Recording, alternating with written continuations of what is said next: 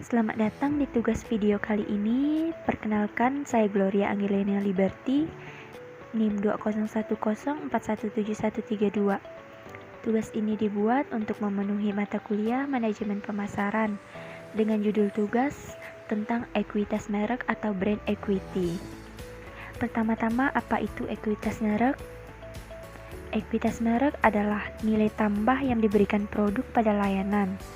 Ini bisa tercermin dalam cara konsumen berpikir, merasakan, dan bertindak sehubungan dengan merek dan harga, pangsa pasar, dan profilitas merek perusahaan.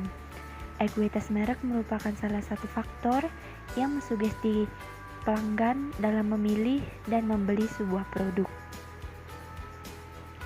Pengertian ekuitas merek menurut para ahli sendiri. Yang pertama, menurut David Icke.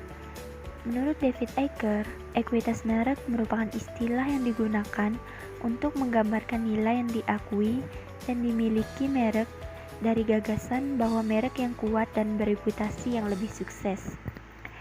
Yang kedua, menurut Kotler dan Keller. Dalam buku yang berjudul Marketing Management, Philip Kotler dan Keller menjabarkan mengenai pengertian ekuitas merek. Dalam buku tersebut, dalam chapter 11 halaman 324, Kotler dan Keller mengungkapkan bahwa ekuitas merek merupakan nilai tambahan yang diberikan kepada produk dan layanan. Yang ketiga, menurut Wikipedia. Menurut Wikipedia, ekuitas merek merupakan frasa yang dipakai dalam industri pemasaran yang mengacu dalam nilai yang dirasakan dalam suatu merek dalam dirinya sendiri, yaitu nilai sosial dari nama merek yang terkenal. Selanjutnya, manfaat ekuitas merek. Pertama, tahap terhadap persaingan bisnis. Maksudnya adalah dengan membentuk merek yang kuat, konsumen akan memberikan kepercayaan dan loyalitas pada merek tersebut. Merek yang punya kekuatan brand tidak perlu risih dengan kompetitor karena mereka punya pelanggan yang setia. Yang kedua, tidak perlu takut atau khawatir menaikkan harga. Perusahaan yang mempunyai ekuitas merek yang tinggi dan lebih dikenal oleh masyarakat. Jadi, dengan harga mahal pun konsumen masih rela membeli karena memahami kualitas mereknya yang bagus. Yang ketiga, yaitu manfaatnya mengalahkan kompetitor menggunakan diferensiasi produk. Dimensi ekuitas merek ada 4. Pertama, brand awareness. Brand awareness adalah kemampuan pelanggan untuk mengingat atau mengenali kembali sebuah merek dan mengaitkannya kembali dengan suatu kategori produk tertentu. Kedua, perceived quality. Perceived quality adalah mendeskripsikan respon holistik pelanggan terhadap kualitas dan keunggulan yang ditawarkan merek. Ketiga, brand association. Brand association adalah yang berkenaan dengan segala sesuatu yang berkaitan dengan memori pelanggan terhadap sebuah merek. Keempat, yaitu brand loyalty. Brand loyalty adalah komitmen yang kuat untuk berlangganan atau membeli kembali suatu merek secara konsisten pada masa yang akan datang. Model ekuitas merek. Model ekuitas merek ada 3. Model ekuitas merek ini didesain untuk menetapkan cara menilai suatu merek oleh pelanggan.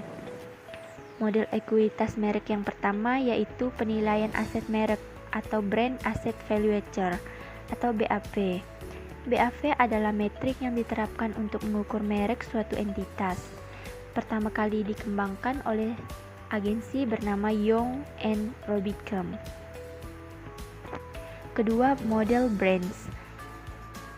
Pertama kali dikembangkan oleh seorang riset pemasaran bernama Millward Brown dan WWP. Pembangunan melibatkan serangkaian langkah berurutan, sedangkan setiap langkah akan lebih bergantung pada keberhasilan merampungkan langkah sebelumnya. Model yang terakhir yaitu model Icke. Model Icke merupakan cetak biru yang dikembangkan oleh pemasaran bernama David Icke. Dalam model ini menekankan pada pentingnya identitas ataupun bukti dari merek dan menunjukkan solusi unik untuk membangun merek yang lebih kuat. Cara meningkatkan ekuitas merek ada 3 cara, yaitu dengan membuat variasi dalam aktivitas marketing. Membuat variasi dalam aktivitas marketing pada kegiatan aktivitas marketing sangat diharapkan untuk menjaring lebih banyak konsumen yang tertarik dan membeli produk kita. Aktivitas marketing yang bisa dilakukan adalah mulai dari konvensional hingga aktivitas modern dan memanfaatkan teknologi yang sudah ada pada saat ini. Untuk itu, cobalah perhatikan value yang sanggup kita dapatkan menurut berbagai jenis marketing yang kita lakukan untuk mengukur seberapa banyak konsumen yang tertarik. Yang kedua, dengan membangun networking. Selain marketing tadi, kegiatan networking juga krusial dilakukan untuk memperluas jaringan usaha kita. Kita wajib mulai membiasakan diri untuk berinteraksi dengan banyak orang tanpa adanya tujuan promosi atau jual beli produk. Yang ketiga, bisa dengan mengadakan event.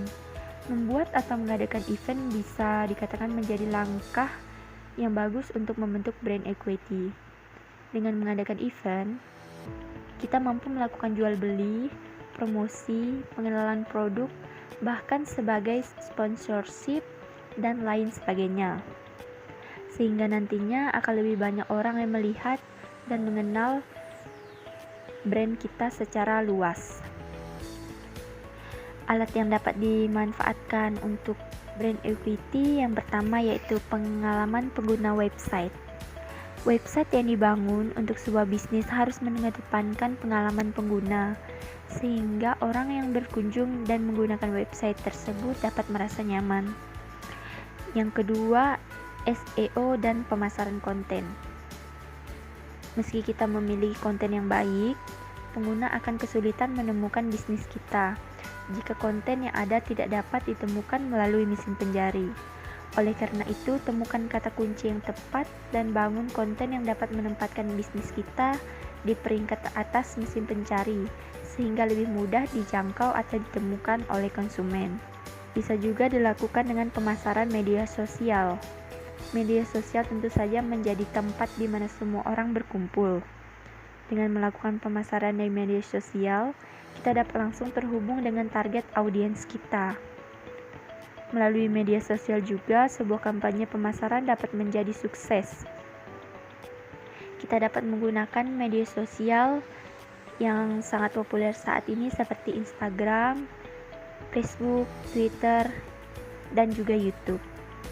Yang keempat yaitu email marketing. Dengan email, pesan kita bisa dipersonalisasikan sehingga penawaran dapat lebih efektif karena didasari oleh data yang sudah kita miliki. Dengan email juga kita dapat menawarkan produk kepada calon konsumen kita ataupun kepada mereka yang sudah menjadi konsumen bisnis kita. Yang terakhir yaitu dengan paid advertising atau PPC. Paid advertising disebut juga dengan iklan berbayar. Iklan berbayar tentu merupakan salah satu elemen paling penting. Hal ini dikarenakan dengan iklan berbayar, kita dapat menjangkau lebih banyak audiens sehingga kesempatan untuk meningkatkan awareness menjadi lebih tinggi. Tapi perlu diperhatikan juga apakah impresi yang didapatkan memiliki konversi sesuai dengan target yang kita tetapkan. Sekian dari presentasi pada hari ini. Jika ada kesalahan kata mohon dimaafkan. Dan juga sampai bertemu di video tugas selanjutnya.